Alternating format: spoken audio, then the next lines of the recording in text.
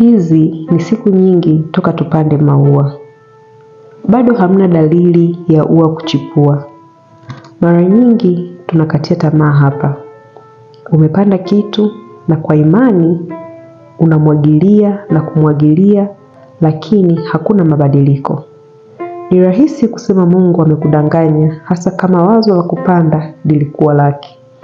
Lakini ndani udongo huu mizizi inakuwa na kuwa imara.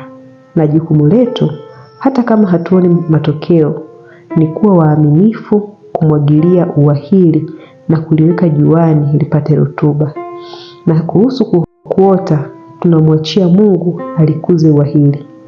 Imani na uaminifu unahitajika kwenye kungojea ua listawi. Marko 4 mstari wa 26 mpaka 29. Akasema, ufalme wa Mungu mfano wake ni kama mtu aliyemwaga mbegu juu ya nchi. Akawa akilala na kuondoka usiku na mchana, nayo mbegu ikamea na kukua asivyojua yeye. Maana nchi huzaa yenyewe, kwanza jani, tena suke, kisha ngano pevu katika suke. Hata matunda yakiiva, mara atapeleka mundu, kwa kuwa mavuno yamefika.